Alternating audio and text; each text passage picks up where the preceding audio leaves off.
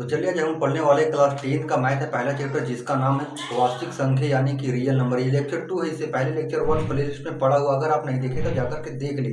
तो चलिए करते हैं बिना किसी लेट के वीडियो को स्टार्ट। बने रहे इस वीडियो के अंत तक। हम लोग पढ़ने वाले यूक्लिड का विभाजन एल्गोरिदम। ये है क्या? यूक्लिड का विभाजन एल्गोरिदम जो है एक ऐसा टेक्निक है जिसकी सहायता से दो धनात्मक पूर्णांकों का मशक ज्ञात किया जाता है। अब मशक कैसे ज्ञात करते हैं उसके लिए पहले फार्मूला लगाते हैं कि इसका सूत्र क्या होता है। एक संख्या 13 है, 13 से भागा दे रहे 117 में, तो इसको लगाएंगे तो हो जाएगा कितना ना 17 से 7 में 7 गया 0 0 0 यानी हो जाएगा 0 0 हो गया है। अब जिस संख्या से भागा देते हैं उसे हम लोग भाजक बोलते हैं, जिसमें भागा देते हैं उसे हम लोग भाज्य बोलते हैं, और जो प्राप्त हुआ है उसे हम लोग भागफल बोलते हैं, और जो यहाँ पे बच गया उसे हम लोग शेष बोलते हैं। जो शेष बच गया उसे शेषफल। अब यहाँ पे देखते हैं कि भाज्य बराबर जो फॉर्मूला होता है, भाज्य बराबर भाजक गुणे भागफल प्लस शेषफल। यानी कि ये इसका बराबर करेंगे तो बचपन में पढ़े होंगे कि इसको गुना करके इसको जोड़ देंगे तो ये आ जाएगा, यानी भाज्य बराबर भाजक गुणे भागफल प्लस शेषफल। ये फॉर्मूला होता है। अगर ऐसा किया जाए, भाजक को b मान ले, भाज्य को a मान ले, भागफल को q मान ले और शेषफल को r मान ले, तो फॉर्मूला क्या बन जाएगा? भाज्य की जगह पे a बराबर भाजक की जगह पे b गुना भागफल की जगह पे q प्लस शेषफल की जगह पे r, यानी हो जाएगा a बराबर बी क्यू प्लस r।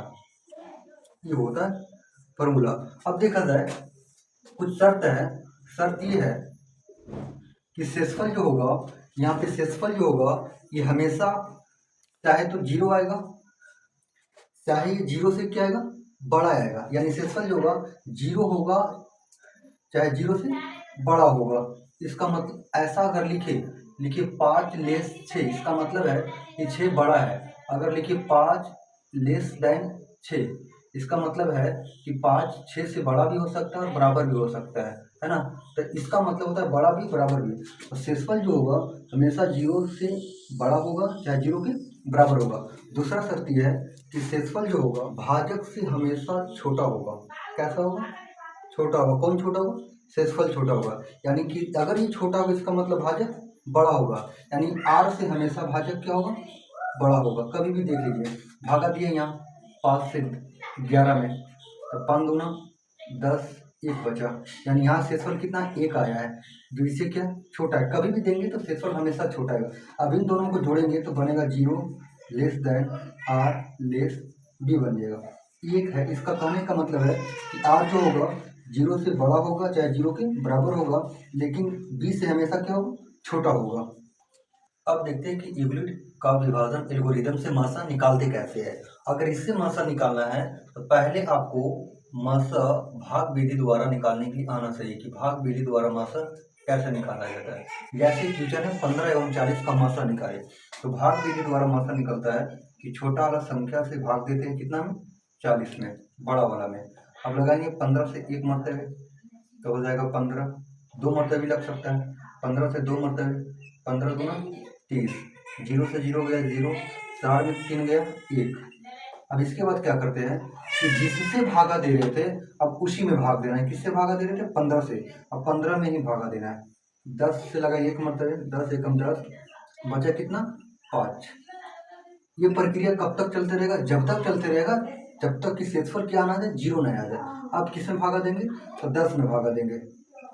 5 दूना 10, ये कट के क्या आ गया? 0 आ गया है, यहाँ रुक गया। अब निकालते कैसे है? हम पढ़े कि यूनिट विभाजन एल्गोरिथम बराबर a बराबर होता है b q प्लस r, यानी कि भाज्य बराबर भाजक गुणे भागफल प्लस शेषफल। अब इतना में अगर देखा जाए, इतना में देखेंगे, इतना में भाज्य कौन है?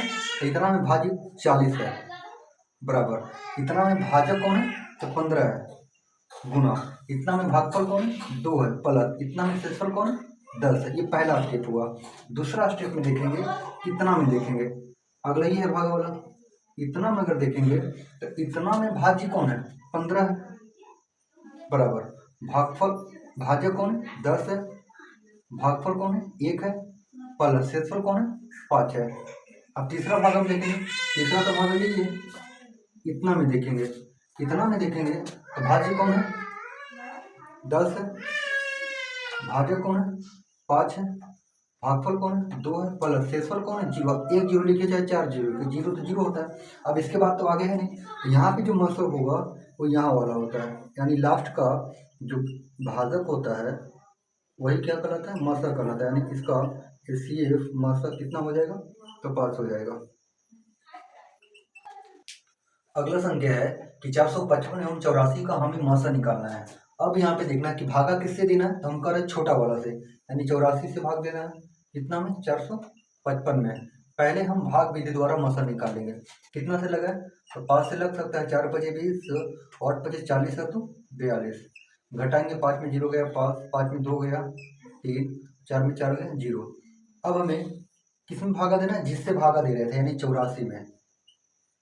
कितना होते लगेंगे 35 दूना 70, 4 से 0 गया 4, 8 में 7 गया 1। अब किस में भागा देना तो 35 में, 35, 14 दूना 28 हो जाएगा, 15 में 8 गया 7। अब किससे भागा देना है तो जिससे भागा दे रहे थे किससे भागा देते 14 से, अब 14 में ही भागा देना है, 7 दूना 14, 0 0 आ गए। अब लगना क्या हो जाएगा बंद हो जाएगा।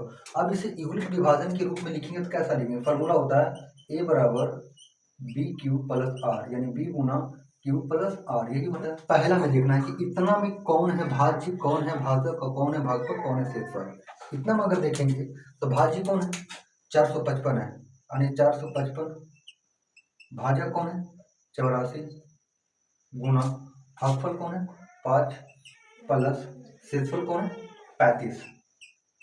अब अगला स्टेप पहला तो हो गया, दूसरा में यही है, यानी इतना में देखेंगे, इतना में इसको भी शामिल कर दीजिए, लिखिए चाहे मत लिखिए कोई फर्क नहीं पड़े। इतना में देखेंगे तो भाज्य कौन है 84 है, बराबर भाजक कौन है 35 गुना भागफल कौन है 2 प्लस शेषफल कौन है 14। ये दूसरा स्टेप हुआ।